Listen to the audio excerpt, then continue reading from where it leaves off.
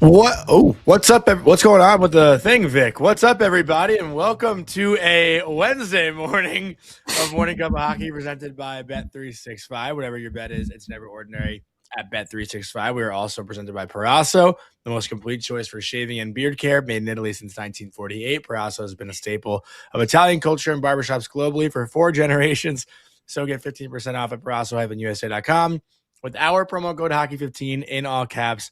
Hockey 15. Weird start to the day, but we got a loaded show for you today. We got Kevin Kurz coming on here off the hop to talk about what the hell is happening in Flyerland. We got my Rosen. Meltdown yesterday. Let me finish. We got Dan Rosen coming on from the NHL. We'll talk about other topics around the league, and then we'll finish off Aaron Portzline from The Athletic for the Columbus Blue Jackets. Will make his Morning Cuppa Hockey debut. We'll talk about the firing of Dean Evason. We'll talk about the hiring of Rick Bowness. So lots to get into today, but nowhere else to start than actually, you know what? Let me give one quick note, Colby, off the hop. Matthew Schaefer scores his 13th goal in his 46th game last night. Bobby Orr had 13 goals in 61 games as a 18-year-old. So Matthew Schaefer is tying a little bit of history. I don't know if it's like a historic record. Phil Housley had 19 goals as an 18-year-old, but he played a little bit forward and D when he was an 18-year-old. So Schaefer 6 goals away from what would be the record for an 18-year-old defenseman. But he's on his way there. You know, the old, the show must go on, Johnny. Like when the screen is black, just power through, man. I thought I did power through. That threw me off, though. That threw you off. You call a lot of attention to it. You threw Vic under the bus. I mean, you don't actually have to do those things. Sometimes things go wrong. I was in Seattle a couple years back doing color. Eddie Olczyk didn't make the trip that time, so I was doing color, and I don't remember what play-by-play guy I was working with because it was the year they were auditioning people. Might have been Steven Nelson, who actually really, I don't know if any of you remember Steven Nelson, but I know he works for the Dodgers doing their play-by-play now, and he did a lot of NHL and MLB Network, but his headset went out, and the backup headset went out, so my headset was the only thing working for probably like 2 minutes of a broadcast. Would you just hand it over? No, I didn't. I just like went with it, and I just like started giving some really poor, half-assed, combination of play-by-play and color.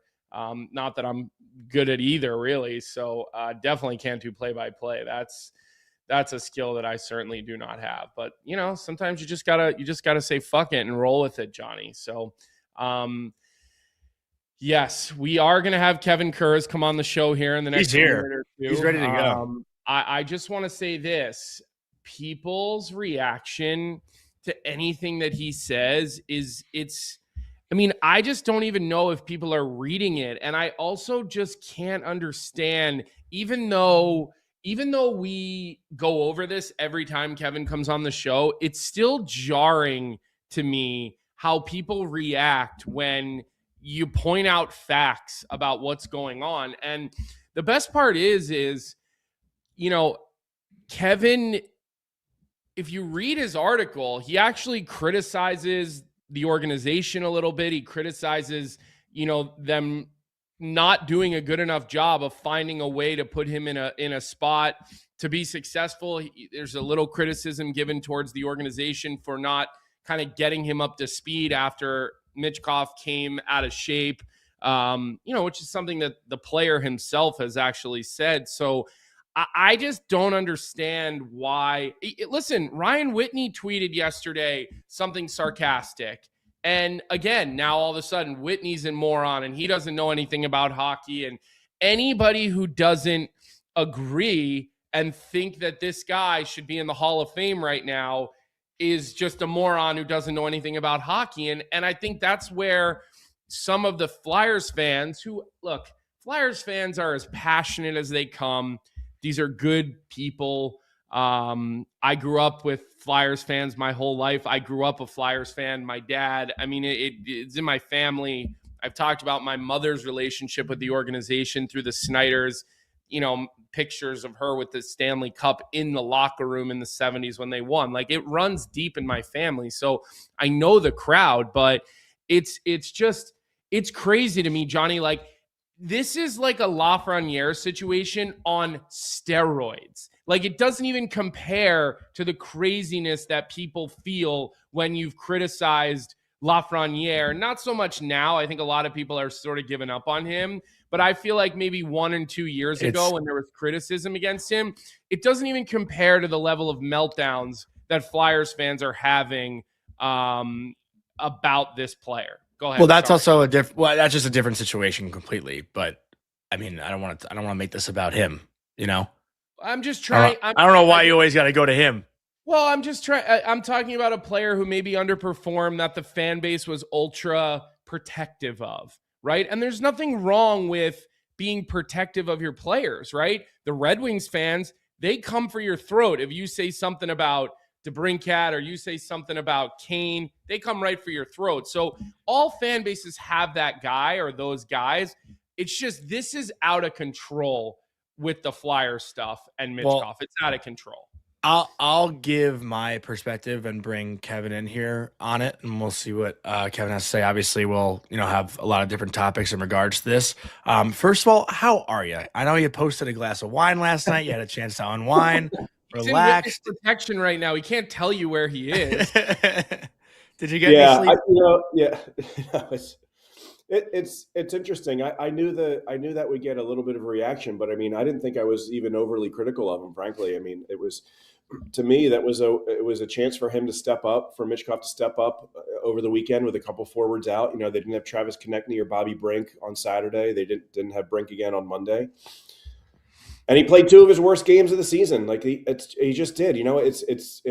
It's been an up and down season for him. Now, he's had some good games coming out of Christmas. He was very good in the Vancouver game. Tampa's a different level of competition. So, it's to me, it's concerning at this point that we're 44 games in the season and he really hasn't made any improvement from what we've seen in the beginning of the season. And I think at the end of the day, I think most fans that have watched the Flyers over the course of the season can see that. Yeah. And I want to share just like an overall theme of your and I's. Actually, they're private conversations, but we talk hockey all the time, Kevin. We talked this summer. Like we keep in touch about this stuff all the time. And the crazy part was like, you have always been somebody that has defended and talked about, what you see. Like, you've always been really high on this player. Is that a fair statement? And you're there covering the team every single day, and you've really always shared that with me. Well, there's 2 things I would say to that. Number one is I do still listen. Just because he struggled for half a year doesn't mean we're going to throw in the towel here. So you see the silly things online. The Flyers are going to trade him. The Flyers are going to ruin him. Rick Tocchet hates him. It's all ridiculous. All of it, utterly ridiculous. Those points. Now I lost my train of thought. I thought he was very good in the second half of last year. You could see the skill set come out. The coaching staff, especially under Brad Shaw after John Tortorella was fired, gave him a whole lot of rope, a whole lot of ice time, and I thought he did well with it. At practice, he's one of the first guys out there at practice every day. There's no indications at all that he's miserable or unhappy, and so I think he realizes he has to work through it. To his credit, he knows that he screwed up this summer and he's trying to get right. So. It's just, to me, it's been a little bit longer process than I think anyone would have anticipated. Can I budge in here quick? Yeah. Because Colby did start that like little Lafreniere conversation. I'll just explain where to me it's different with this. No, I'm being totally real, not even trying to be funny. Like the frustration for Ranger fans like was delayed with Lafreniere because we understood this is a left winger. Right now, you got Chris Kreider, who's putting up 50-something goals. You got Artemi Panarin playing in the first line. There's reasons to leave Lafreniere on the third line and off the power play. Like, there were guys ahead of him that made sense. The frustration that it feels like with Michkov is that there aren't more skilled guys than him that are blocking him from being, that guy. And it's Rick Tocchet trying to teach him and, take his time with him, which is good. It's good for a coach to have patience with a young player like this and want to teach him. But from a fan perspective, it's like, we don't have a guy who's more skilled than this kid. Just let him make the fucking mistakes and let him play. No, but I'm saying, on the wing or whatever, just like, I get the let him just learn and make the mistakes and fucking play, because we need that skill in our top six. Like, that's where I see and feel the frustration, because I was saying that about Lafreniere for a couple years. But when you had two guys that were just flat out better than him, it made sense to move him down. Where in Philly, I don't know if there are guys playing over him that are flat out better than him. It seems like it's more of a teaching thing. And that's where it's probably really frustrating as a fan. Yeah, right now, if you're talking about, I guess, two different things. The skill, sure, he's one of the most skilled guys on the roster, right? There's no doubt that when he's on his game, and we saw it last year, he's got the kind of skill that they need and that a lot of guys on this team don't have. But when you can't keep up with the pace of play, when you're turning it over, when you don't know where to go in the offensive zone, when you're cheating for offense constantly, you're not going to get regular playing time in the top six, when this is a team that has stated they're trying to win games and they'd like to make it into the playoffs. So you've got to factor in the team element. I know some people want to play fantasy hockey here and go on their PlayStations and plug Michkov into the top six and give him 26 minutes a night and play him on the top power play. That's not how this stuff works, and it's certainly not how Rick Tocchet's going to approach it. You can disagree with that if you want. If you're in the camp where you say just play all these young kids, the Flyers aren't going to win the Stanley Cup anyway, let them work through it. Listen, that's one way to approach it. Sure, I don't think that's the right way to approach it. Rick Tocchet doesn't think that's the right way to approach it. Danny Briere and Keith Jones don't think that's the right way to approach it. So, in order for Michkov to, say, work his way to the top power play unit, he's got to do the right things 5-on-5 in order to do that, in order to get that responsibility. He's not doing them yet. Again, it doesn't mean he's a bust. It doesn't mean he's going to be, a half point per game player for the rest of his career, and he's going to be back in the KHL by the time he's 27.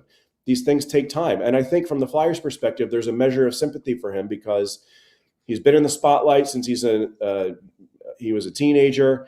This was his first off season. He had spent his first year in North America. He wanted to go see some of his friends over the summer. All of a sudden, he's got a pocket full of money from being in the NHL. He's obviously gone through some tough times in his life. He loses his father right before the draft. I mean, this kid has been through a lot of stuff. So I think the Flyers just look at it as, hopefully he learned a lesson. The last time we talked to him, it sure seemed to me like he did. He knows what happened. He knows what he has to do. And it's not going to happen again. And, from his perspective, listen, he's going into the third year of his entry-level deal next year. He's going to want to get paid, I assume. Well, in order to get paid, you're going to have a pretty good third year. So I would think that's going to be part of his thought process too in the offseason. Yeah, and it's funny. Like, this is one of the areas where I actually, we don't see, like, I disagree. I just, my thing here, and I've said this before, I really like Danny. I like Jonesy. Like, I think these are competent hockey people, competent hockey executives. They're not gunslingers. They're not making emotional decisions. Like, I do think when you look at the newest semblance of hockey minds to run the organization, it's good people. What I don't agree with, Kevin, is I don't think they've ever fully committed to a rebuild. And it's like, I know that there's people right now that are like, play the kids, like what Johnny's talking about. Let them figure it out and lose a lot of games. And what they're watching Chicago now on a little bit of an upswing. They're more exciting, even though they've lost some games lately, especially without Bedard. And now, Bedard is back.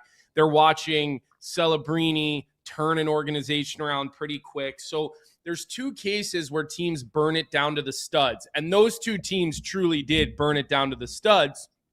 Yeah. And they're frustrated because, and I do share this view that I still don't fully understand what the plan is and how they're going to get there. And I know they had their eyes set on Connor McDavid, even though it was a long shot, and they had their eyes set on Kaprizov. It's why we really vehemently disagreed on the fact that I would have gone all in for Quinn Hughes, because I think when you get a guy like him, now you've got the actual piece to build your whole organization around, where I don't think they have that.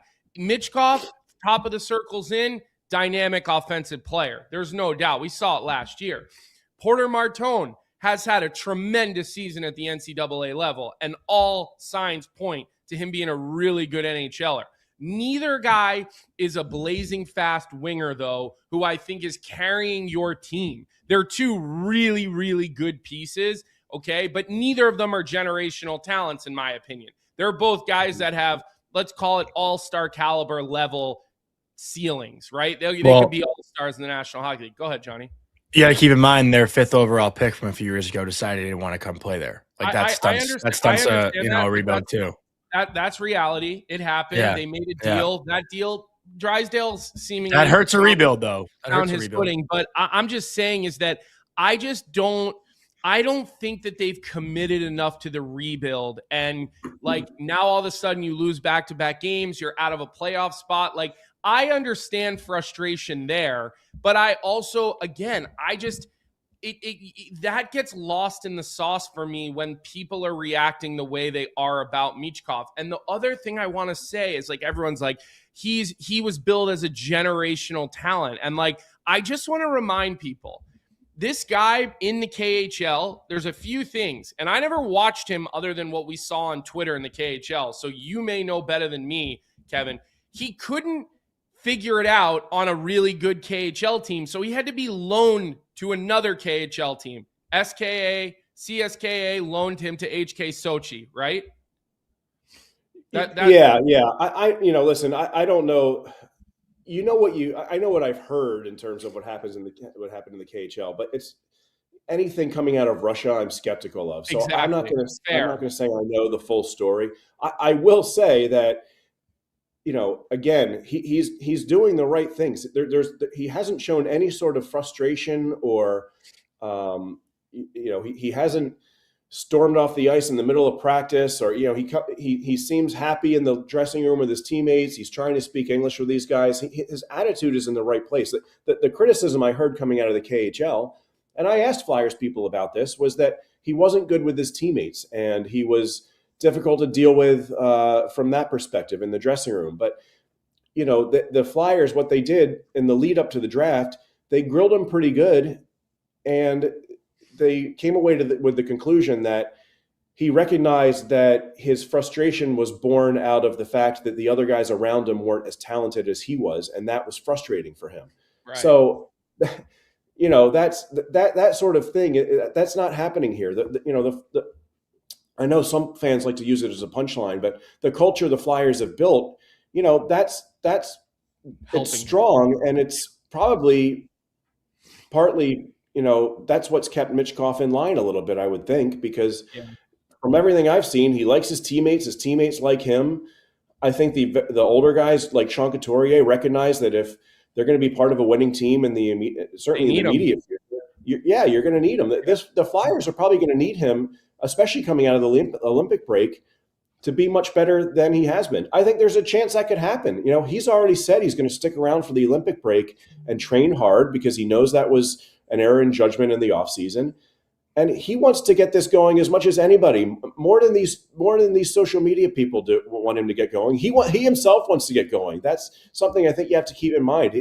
Nothing I've heard at all suggests anything otherwise. He's still driven to be the best. He's still going to work hard at it. Like I said, he's out there he's the first guy on the practice ice more times than not. So he's working at it. The culture and the environment that he is in right now, I think, deserves some credit for keeping him on the rails a little bit when the coach hasn't played him, I'm sure, as much as he would like to play. And we've seen these relationships, especially with Russian players, quickly go south because these guys, listen, for them, it's like, okay, I'll just go back home. But just like to wrap my thought on the last comment that I was making about the KHL, you're right. We'll never know. We'll never know the true story. But I do think, again, because I work with a gentleman, I coach with him who is been in the U.S. now for about 6 years and coached Matvei's age group and worked directly with him and his age group in Russia for years and has said similar things that you're talking about that sort of had a difficult time getting along with the other guys and this and that. But look, remember, they let him out of his contract early in Russia. He got moved from one team to another.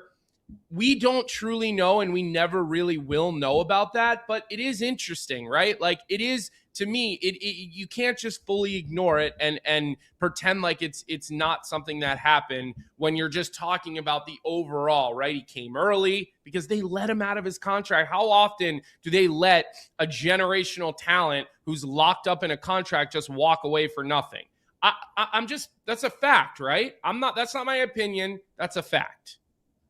It is, yeah, but I don't want to, there's too much of a gray area there for me to draw any conclusions as to why that happened, frankly. You know, at the time they said it was a compassionate, I think they said the wording was it was a compassionate release. Yeah. So listen, I don't know what the details were of that, but you know, I do know the Flyers were ecstatic that they were able to get him over here early, right? Like you saw the pictures of Briere and Keith Jones driving to LaGuardia or JFK or whatever. Yeah. To go pick him up at the airport, so.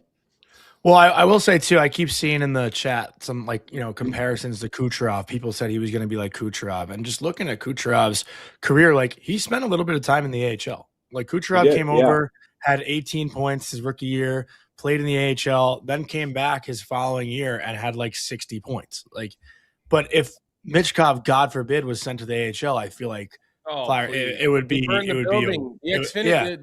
Is that even an option? Like, I don't think that's even an option. You said that in your article. It's not an option. It's not going to happen. Yeah. There's no way. You know, can you make a case that he could maybe benefit from a month in the AHL? Absolutely. You Kucherov played 17 games. Just nothing crazy. Yeah. It's I don't see that happening. You know, this team, they think they've had like 4 or 5 sellouts in a row here. Like the crowd is coming. If you tune out some of the people on social media, the team is actually doing some good things in terms of getting back on the local sports radar, in my mind. That would not now I don't think that's the reason you make certain decisions, but I do think they would at least take that into account when it came to a potential Michkov reassignment. But it's not even worth talking about. It's not going to happen. Yeah. He's got to work through it. Again, I think, get him the Olympic break. See how he does coming out of it, right? Because Colby, I'd be interested to get your take on this.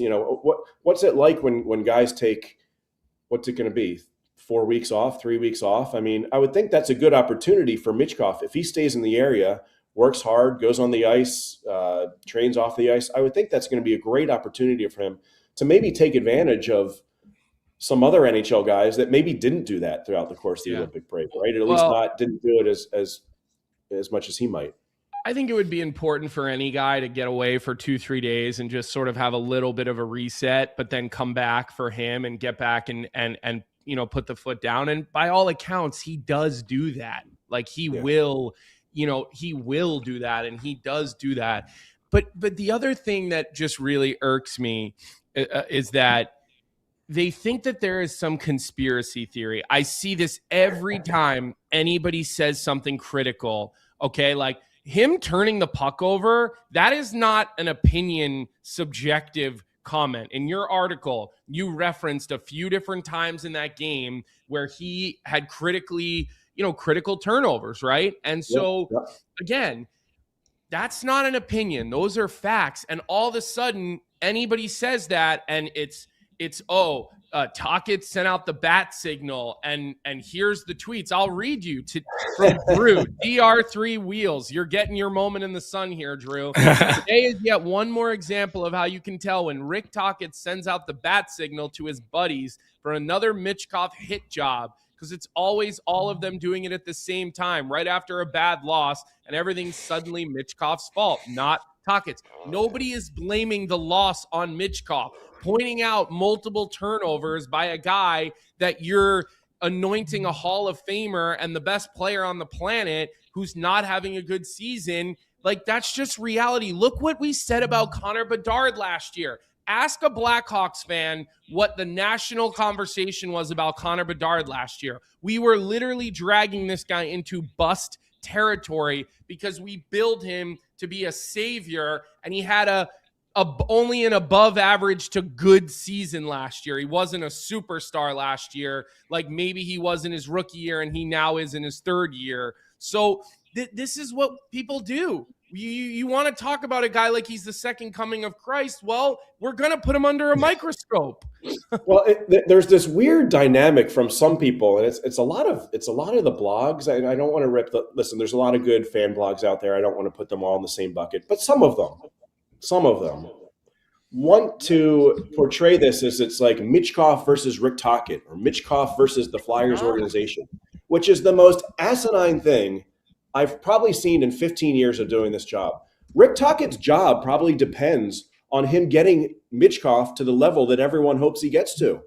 He's not out there trying to bury the kid publicly. The other night, I asked a question about Michkov because I thought he was not very good in the 2 Tampa games. We're halfway through the season. I asked Rick, where's he at? And he gave an honest answer. He's still, he said we're working with him. We're trying to get him up to speed, but sometimes it looks like he's skating in mud. And that's concerning. I think every Flyers fan should be concerned about that we're still, talking about this 44 games in, and the guy hasn't scored a goal in a man net since the end of November.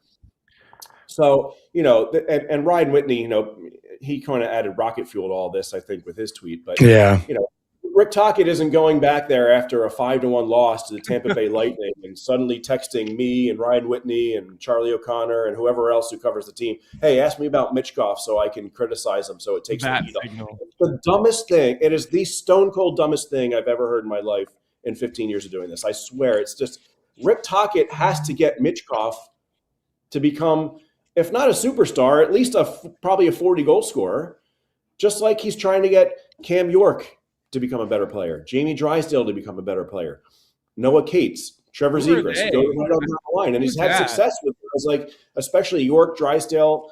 Zegras is finding another level. Konechny's even coming around. And he's probably at the level he's one of the best levels I've seen him play, especially the last couple of weeks. Noah Cates has still been very good. Bobby Brink, to me, looks better than he did under John Tortorella. So he's had success with a lot of players on the roster. It's just Michkov isn't one of them. But he's probably the most important guy. Rick Tocchet realizes that. He's going to have to get him up to speed. But, he's also a coach trying to win hockey games. So it's a tough line for him to walk right now, no doubt about it. But, he's not he's certainly not trying to deflect any of the spotlight off of him because the team's lost 3 games. I mean, it's just mind-numbingly stupid. Sorry. It just is. No, you're good. You're good. And just, my last thing was, I kept seeing online yesterday, the way Tocchet answered a question, I think last year or 2 years ago, and in quotes, it's like, you guys are obsessed with Petey, huh? It's Petey every game. Yeah. And that's kind of what it seems like is happening here with Michkov. But like when you have, someone who's quote unquote either a star player or a future star player, yeah, that's who the questions are going to be about. But I think if Tocchet shows that he's losing patience with those questions, right, like that won't help the situation either. I think he just wants to take the heat off of Michkov, right? When it was, I think it was right before Christmas when we did, and it was me again, to be honest. I was asking some questions about. Well, I asked him 1 or 2. I forget the specific context of it, but it was right before Christmas, and then other reporters followed up with more Michkov questions, which I didn't know that was going to happen, but it's obviously well within their right to do it. He's a talking point. He's the focal point of this rebuild, right? So I think Tocchet's someone who's he's worked in media. I think he's aware sometimes of maybe players read certain things or look at certain things, and it's affecting how they approach their games or whatever. But I think that's all he was trying. Now, he made it worse because he should have just answered the question probably and moved on. And instead, it became that the question became, well, Rick Tocchet's getting annoyed with all these Matvei Michkov questions. But at the time, Michkov wasn't playing very well then either. So anyway, I don't know. What were we talking about? I think we might have to wrap it here. Colby, that sounds good. Else? Yeah. No, listen. We'll let you take your mind off a little bit. I just continue to be like shake my head at a lot of this stuff because it's like you can't. I'm not going to get into it, but it reminds me of another crowd out there that you can't say anything that they disagree with without them coming back with some unhinged, like, you hate this person or you hate this team. Like, there's no room for any type of conversation, any type of criticism. it's really, really ridiculous in my He means opinion. Devils fans. No, I don't. I don't mean anything to do with Well, let me just say, no one hates Matvei Michkov. I don't hate Matvei Michkov. Rick Tocchet doesn't hate Matvei Michkov. Danny Briere and Keith Jones don't hate Matvei Michkov. They know how important he is. They're working. Yeah, they're working with him. He's got to be better. He's had a disappointing season so far. It's been a pretty stunning regression to this point, frankly, as I said in the article. But listen, he's got time. He's 21 years old. He's a 21-year-old kid.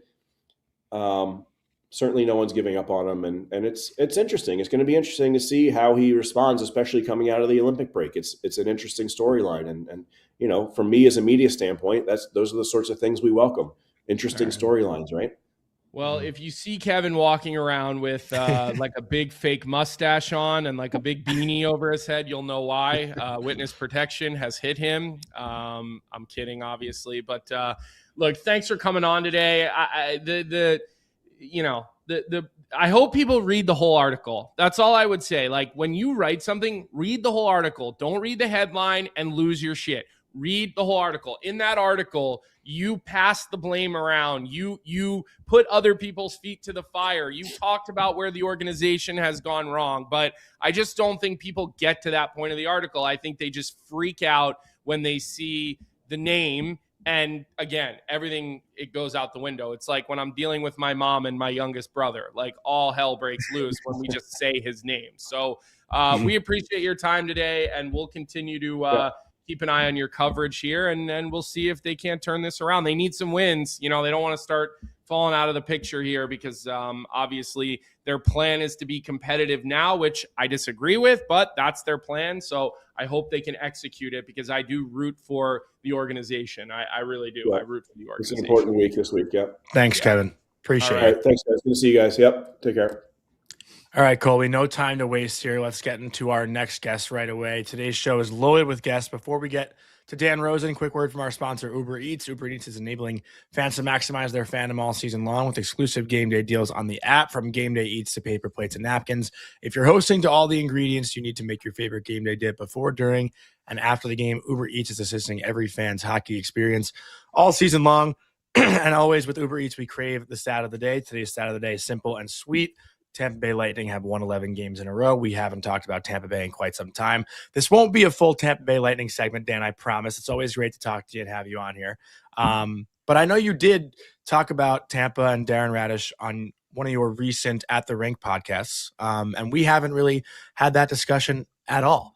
But first of all, how you doing? Good to see you. I just hope you guys can hear me. Can you hear me? We got you.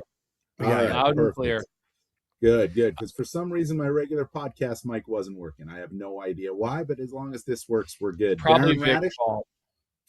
Yeah, I don't know. Darren Radish. I mean, what a story, right? I mean, listen, if only Taylor Radish for the Rangers can start playing like Darren Radish, right? I mean, yeah. No, I'm just kidding. Listen, I mean, it's the perfect definition of, it's the perfect example of, sometimes it takes some time. You need some patience. You need an opportunity. And you need a coaching staff that believes in you, right? I mean, like, believes in you and puts you in a position to be successful based on your skill set, not just tries to jam you in somewhere that may not fit for you. And listen, you could talk all day about Tampa Bay Lightning and John Cooper and the job that he's done there over the past more than a decade now. And this Darren Radish's development to me is just another perfect example of a guy who John Cooper has done the right thing with. They've put him in the right position to be successful, and voila, look what he can do.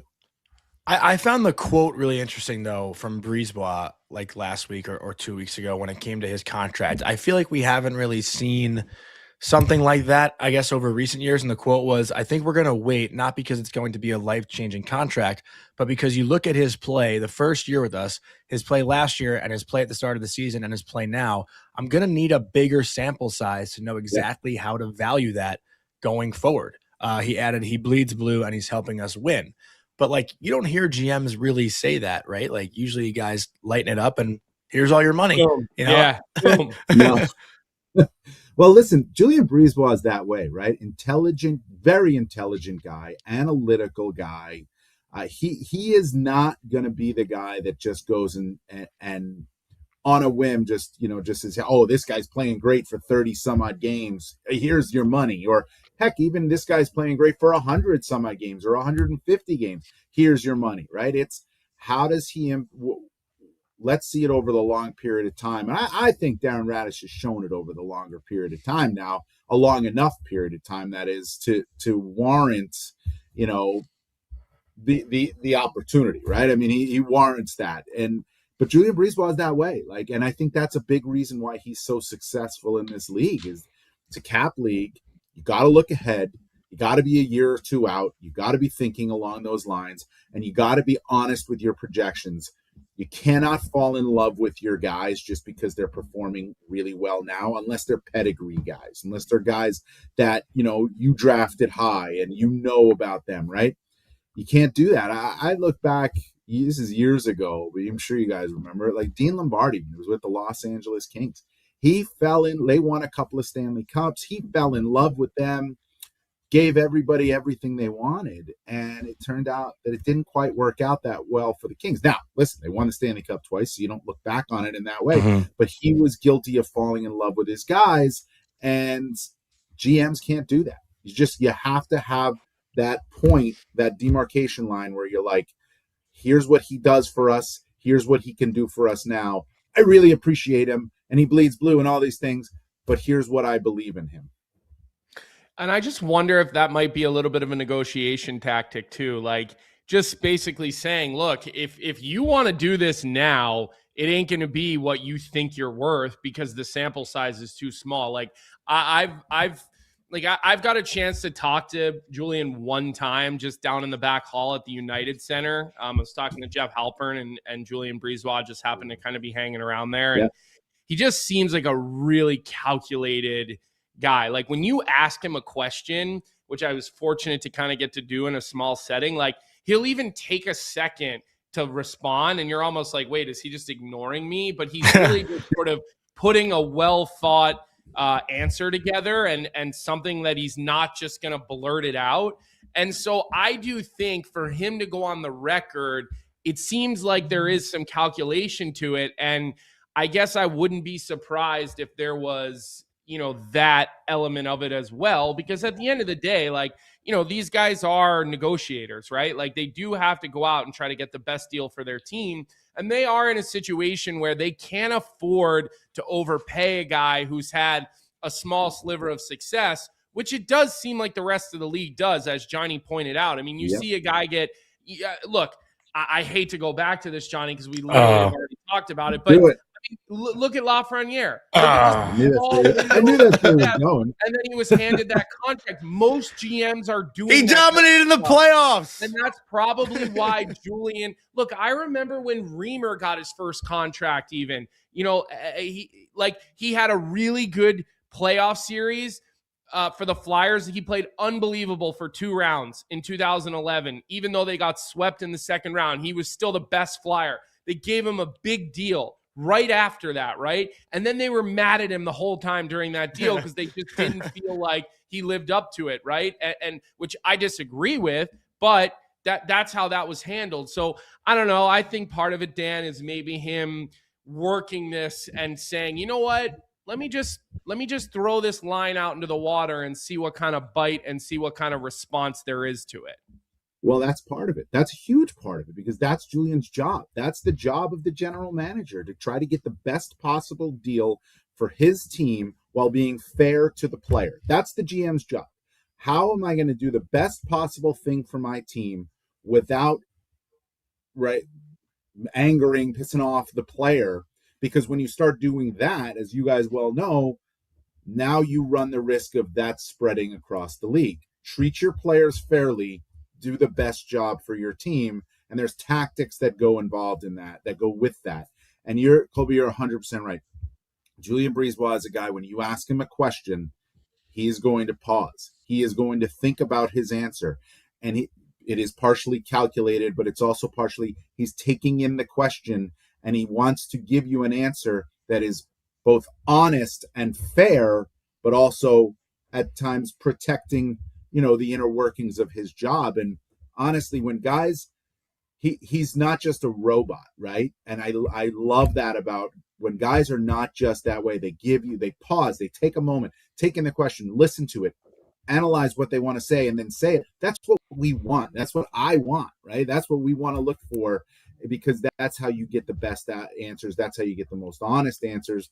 And that's what Julian does provide. But yes, his job is to protect the Tampa Bay Lightning, but also treat the player fairly. And in doing his job, he has to do the right, he has to take the right tact with all contract negotiations. And he's pretty good at it. He's done it for a long time, and he's had a lot of success. Jim the Swede in our chat, Johnny, before you go, is saying Julian's approach is way better than the typical, here's an 8x8 for a good month of work. And I know Jim is somewhat exaggerating, but that's not... Somewhat? What do you mean? It's a joke. Well, no, that's not that crazy of an exaggeration. That's kind of where we've gotten to for a lot of teams. Like, we really do. The whole... make a guy earn it for like a long period of time. Like, we don't live in that world anymore. We live in a world of like, I'm probably not going to be here to see the end of it. So does it really matter? Mm-hmm. Well, there's two approaches to that though, right? There's the young guy, the guy coming out of his entry level deal who hasn't quite proven it all, but you see the potential. You see the Logan Coolies, the Frank Nazar, right? I mean, like those are the guys you like. I'm buying the future of this guy. And by year 3 and year 4 of that deal, when he's hitting his prime years, look how cheap he's going to be for us when the cap's at whatever it's going to be. There's that. But then there's the other one of, all right, he's going into his 3rd deal and he hasn't quite hit his potential, but we believe in him. So he is coming off a great year that we believe is a great year for him. And it's only going to go up from here. Here's your 8x8, or what is going to be your 7x8 coming up in the in the new CBA, right? And that's where it's like, now the guy, not all they're rare occurrences, but it does happen where sometimes a guy maybe will start feeling a little fat and happy and be like, all right, here we go, I got my deal, and teams have to deal with that. And you look at the cap and you're just like, oh man, he's not performing up to the value of that. And I also think we have to start looking more and more now with the rising cap at the percentage of the cap that a guy's getting, not the dollars that the guy is getting. The percentage is the key. Yeah, Colby's talked about that quite a few times with cap conversations. But Dan, to stick with this theme and to stick in the Atlantic, you recently talked to Zach Benson on your show, and talking to him at the Garden the other day. Like I said it 2 days ago, and Vic has it in our rundown right at the top in quotes. Johnny says Sabres will make the playoffs. In quotes, I don't see a crazy collapse coming, and I got that sense from speaking with Zach Benson in the locker room. And I know you spoke to him on your show.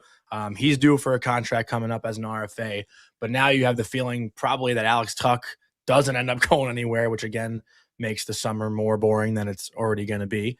But what is your sense on Buffalo? Do you think this is fluke?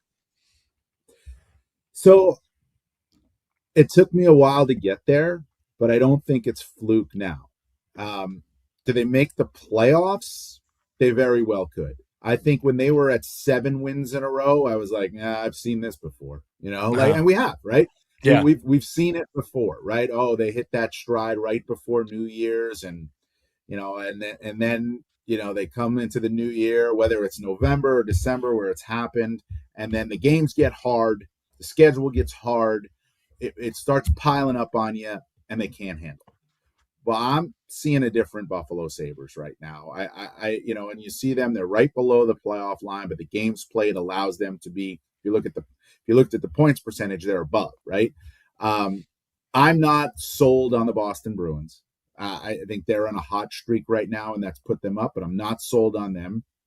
And the Toronto Maple Leafs, I'm starting to believe a little bit more, but there's an opening there for the Buffalo Sabres. And I think one of the key things that I've, in talking with them and in watching them play, it's how they've handled third periods, especially when they've had a lead.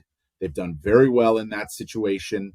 I think they're 18-1 this season when leading after the second period. That tells me that their game is in the right place when they have a lead. They are understanding how to play. That has been a problem for them in the past. Defensively, they're much better. They're a smarter team, I think, right now. And, a guy like Zach Benson talked about it. I think they were maybe 4, 5, 6 games into their winning streak. And he said, well, the details of our game have improved. That's what we're focusing on, the details of the game. And we hear coaches talk about that all the time. And you guys know about the details of the game, right? It's you're at the half wall in the offensive zone, but nobody's around you, and it's a 1-on-2. Don't try to make a play. Get the puck in deep, right? And live to fight. They're doing that. They're living to fight another day. And I think when you continue to do that and you have the consistency with that, and you get some consistent saves as well, that puts you in an opportunity here. And I think that's what we're seeing from them. And that is sustainable. That can continue. If they were having just this rip-roaring, hot-scoring streak, or their power play was at 40% and it was carrying them, then it would be a little bit different. But they to me, are doing things that are sustainable for success. Yeah, I think that would be such a great story, and it would be good to see. It would be good to see them back in there. Like you look at a fan base that has endured a lot of suffering, and they've honestly been good sports and good people about it. And I even remember being in the building a couple of years ago doing some games in Buffalo, and it's just they're nice people in that part of the state. They really are. It's you go have dinner at Chef's and people want to talk hockey, and they love their Bills, obviously, as they should. It's something they're very, very proud of in Buffalo. But I don't think I'm there with you, Dan, as far as having faith we're going to keep this together and make the playoffs. But I hope they do, because I think it would be a tremendous story. Remember, we were calling for Lindy Ruff's head basically from the third game of the season. They're never going to win a game this year, 0-82. I mean, we've heard everything. And then I also think a lot of people like Jarmo Kekalainen. Like, I think people generally root for him, and they can get on board with the staff that he brought in. It seems like the adults are in charge in Buffalo now. Yes. It's how it seems for me as an outsider. I agree with you. And listen, I understand. I mean, there's trepidation because, well, I mean, it's been so long and we've seen this play out before where they've been close and they haven't been able to get in. Just a couple of years ago, they were 1 point away from getting into the playoffs and they missed the playoffs. And so we've seen this story play out before, but what we haven't seen is consistency, like you were talking about, consistency in approach, consistency in dialogue, consistency in goaltending, consistency in just the entire way the operation is run. And maybe we're starting to see that now. But yeah, of course there's trepidation in saying, the Buffalo Sabres are going to make the playoffs because it's been so long since 2011 that like you have to enter that with a little bit of like hesitation. But what I'm seeing and the things that I'm seeing from them allow me to believe they're sustainable for success, because they're all the things that you saw in spurts at times, but never ever believed that they could do it over the course of a half a season or 3/4 of a season, which you need to do, right? You're going to have that 25% of your season where it's a struggle, but you got to do it for 75%. And I'm seeing it now more from the Sabres. And we're looking at a stretch here of like 14, 15 games here. That's almost a quarter of the season. And they were playing very well in that stretch. And you're getting a sense of the personality, like the kids, like Zach Benson, right? Like it's a fun room to be in. I know we had fun in there last week. He was awesome on the podcast. Yeah, he's awesome. A great kid. I mean, talking about traveling carnivals with him, by the way, like his family in British Columbia, they owned the carnival that like would go to your town and set up shop in a field and have those crazy rides that you'd look at and be like, man, if I get on that, I'm gonna die. Gonna puke. Gonna puke. Like he was great. It was an awesome guest. Awesome stuff, Dan. Thank you so much. We got Aaron Portzline waiting here, so we got to let you go. But will I see you tonight at the Garden? Yep, I'll see you tonight at the Garden. All right. We'd love to have you on again, but thank you. I appreciate your time this morning. I appreciate it, guys. Anytime. Thanks. Thanks, Dan. Great stuff from Dan Rosen, as always. I get to sit next to him at the Garden all the time, so I love shooting the shit, talking hockey with him. We do have Aaron Portzline waiting here, but before that, a quick word from our sponsor, JP Weisers.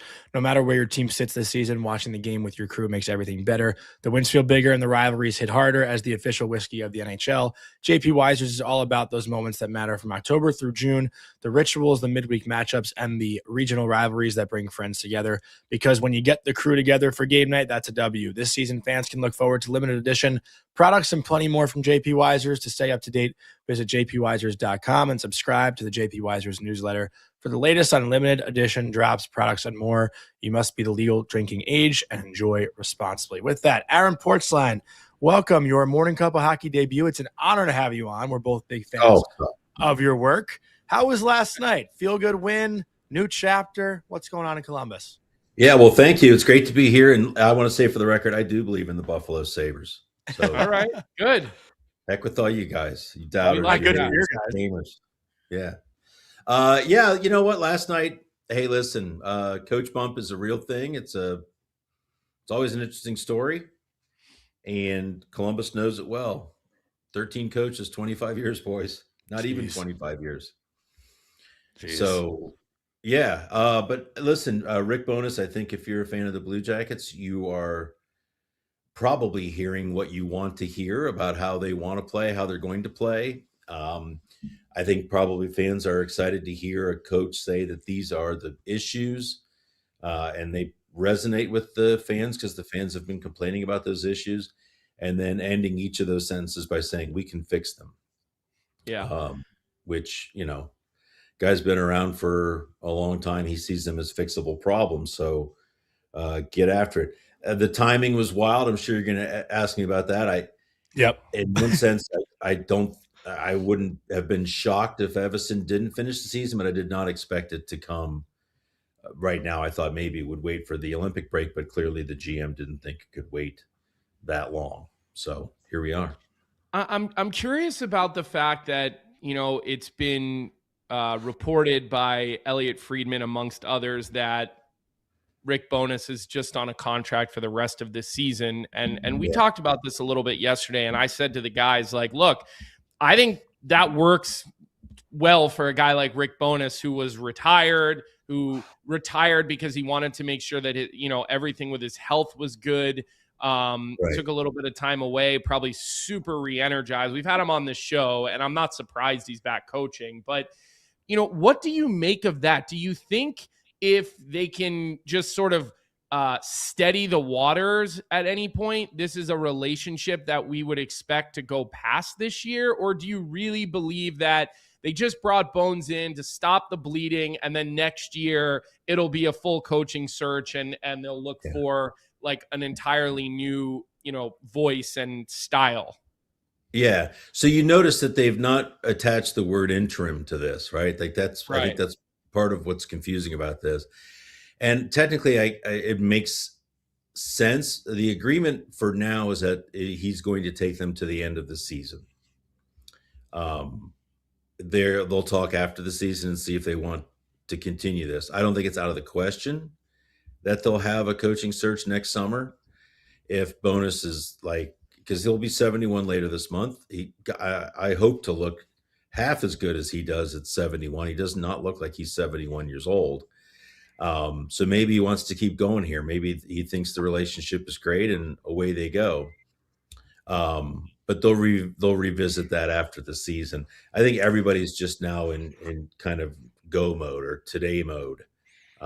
Because look, even if they play really, really well here, it's a huge hill to climb with all of those teams ahead of them. It's the points, sure, that I think they're 5 out of the wild card this morning, but all of those teams you've got to jump to get there. Buffalo's one of them. We just talked about Florida.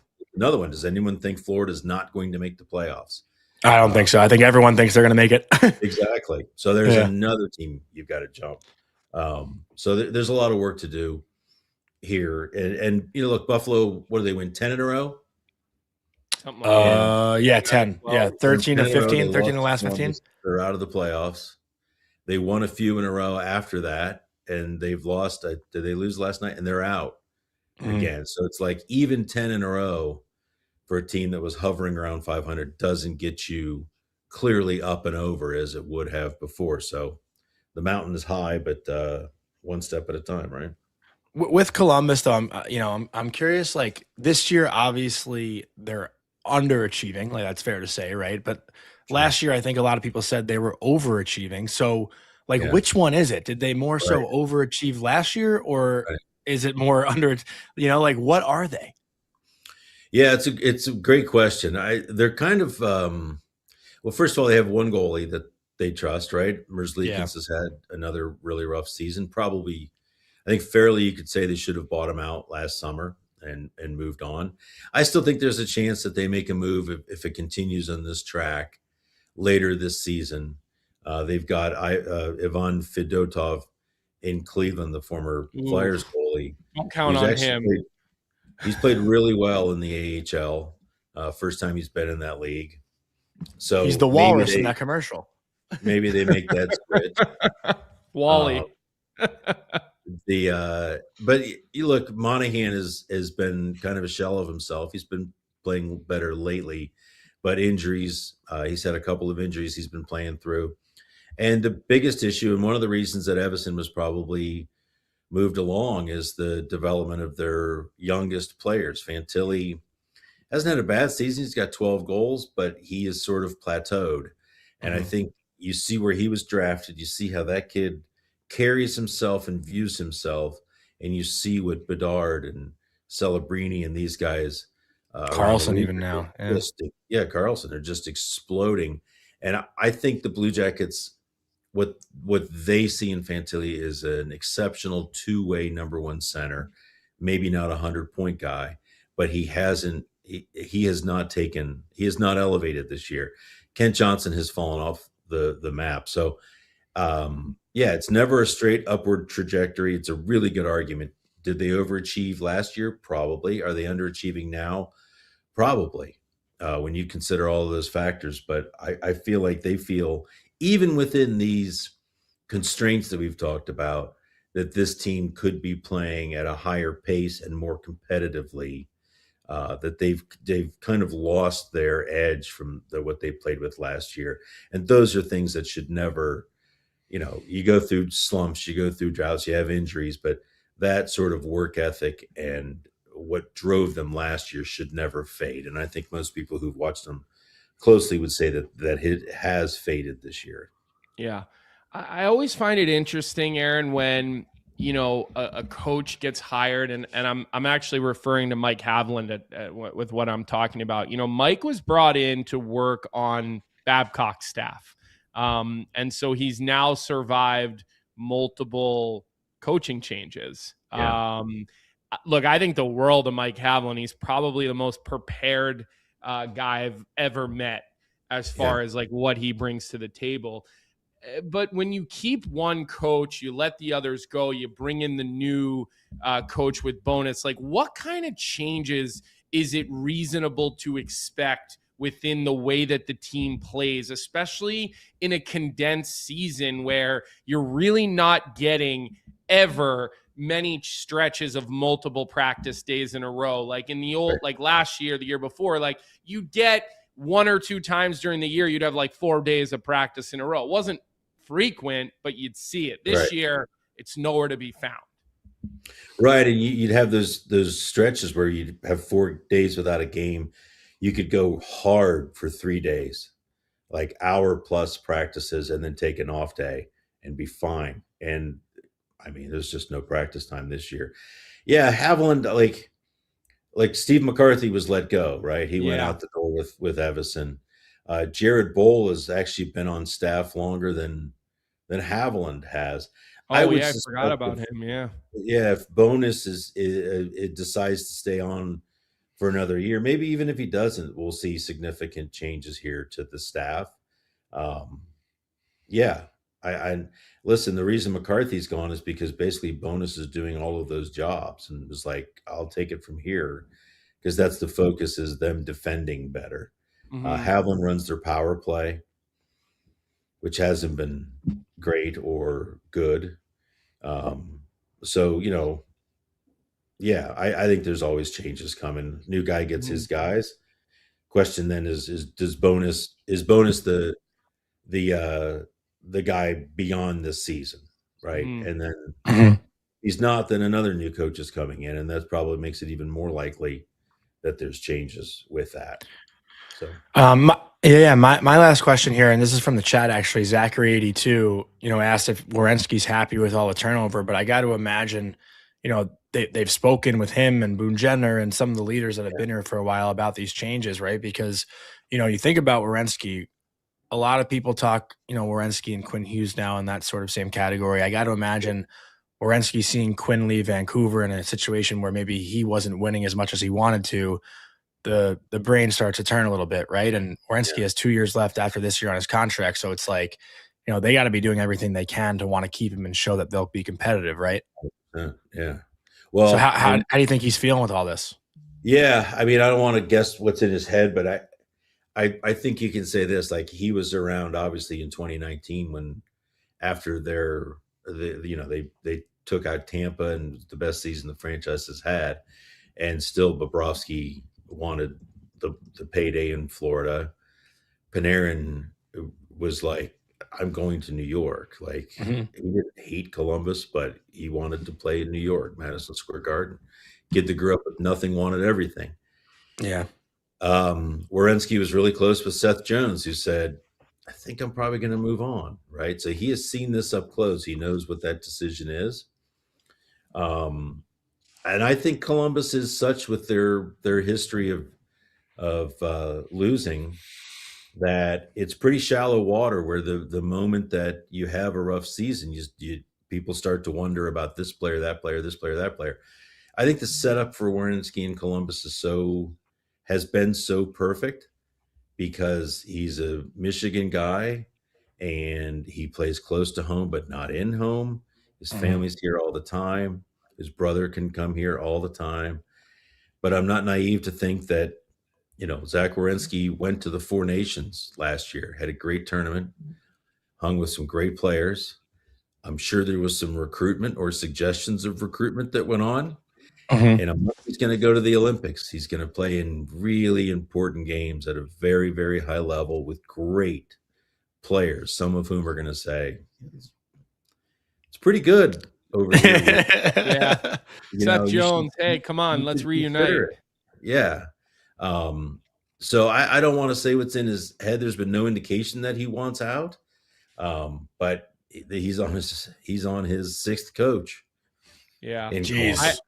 I can tell you this, even at 28 years old, he'll be 31, I guess, when he's a UFA, if he gets to that point.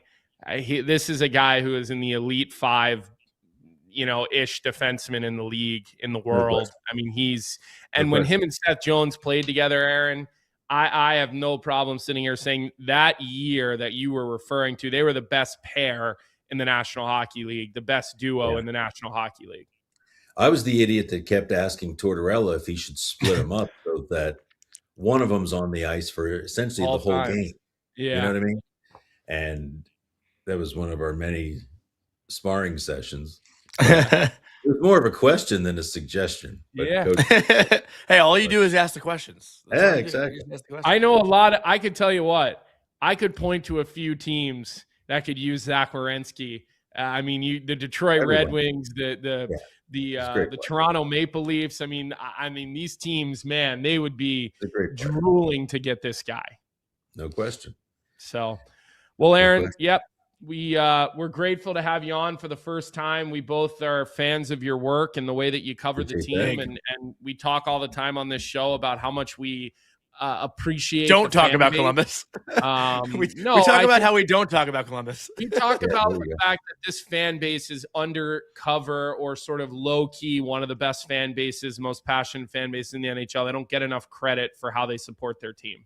Yeah, no question. No. So, look around the league. How many places would have the support that this franchise has with the results that they do not deserve their fan base? I say. Yeah, little to none. Yeah.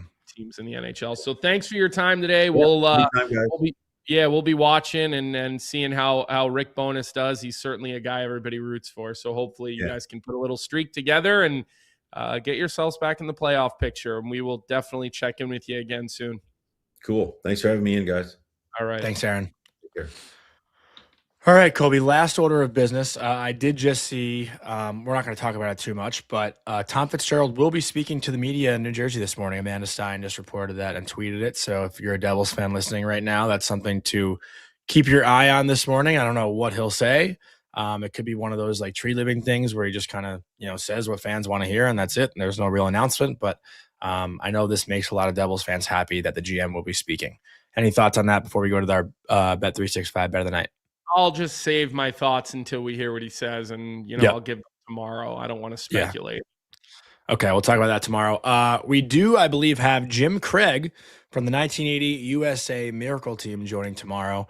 That's one of our guests. We also have Glenn Heffron joining tomorrow. We'll hear about the USHL, CHL stuff. We'll get into all that. I don't know if we'll have another guest. Maybe we will. There was an article in particular that just came out. It was a French-speaking article, and it's what I want to ask him about directly, because again, it's more conversations about mergers or not happening or whatever. So I just want to go to the source, and we'll do it live so everybody can hear it and hear what he has to say about it. Okay, so to get into tonight's bet of the night, presented by Bet365, whatever your bet is, it's never ordinary at Bet365. Download the app and get in on the game. You must be 19 or older. Last night we hit with ease, we took the Utah Mammoth over the Leafs last night. They won 6-1. Tonight we're going with the under in the Rangers and Ottawa Senators at MSG. The Sens playing on a back-to-back. They've been struggling as of late. The Rangers obviously struggling to score goals as of late as well. I'm not sure what the goaltending matchup will be. Probably Jonathan Quick for the Rangers. It might actually be Hunter Shepard for the Ottawa Senators. We'll see. But we're going under 6 at plus 100. So you get even money on that. Good value. And that's going to wrap up today's show, unless you have any final thoughts, Cole. Hunter Shepard, is that the kid who played at Duluth back in the day? Yep, it is. Yeah, that's wow. Okay. Null guy. Played against him in the Null.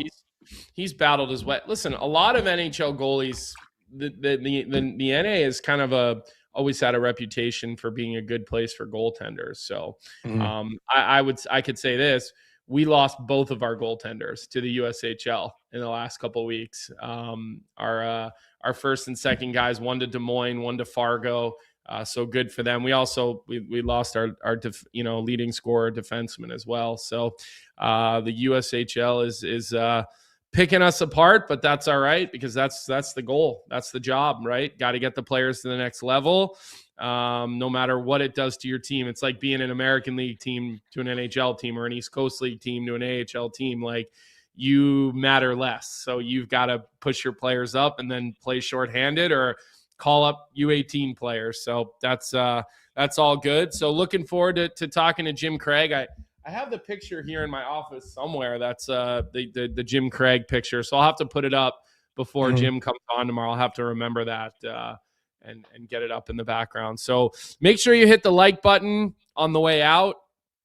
Make sure you subscribe to the Daily Faceoff YouTube page. Make sure you download the audio only version. Jim the Swede, I see you're asking us when Pat Maroon is coming back. Didn't we have Pat on last week, Johnny? Yeah, we had Pat on last week. So everyone loves Pat. Probably be a little bit before we catch up with him again, but we do love him as well. Come tomorrow with some questions for Jim Craig. We will definitely try to come to you guys and get you involved in that conversation. That's always kind of a cool one for a lot of people because of the history behind it. So be here for that tomorrow. And other than that, you know what to do. Hit the like button, hit the subscribe button, leave your comments in the YouTube stream. Give us a review on Spotify or Apple Podcasts if you are audio only. JVR was going to come on today on his way back to Minnesota for his day off, had a little bit of flight delays. So we weren't able to get him this morning. Most likely we'll have him back next week at some point. But we will keep you posted on all that. So with that, we hope everybody has a great Wednesday, and we will see you all back here for our last show of the week, 9 a.m. tomorrow. Have a good day, everybody. What's up, everybody? Thanks for tuning in to Morning Cuppa Hockey here on the Daily Faceoff YouTube channel. If you enjoyed the show, make sure to hit that like button, subscribe, and turn on notifications so you never miss an episode. And don't forget, we've got more great hockey content every day. You can catch DFO live at noon and stick around for the Sheet with Jeff Marek at 1 p.m. right here on Daily Faceoff. Until then, keep your coffee hot and your takes hotter.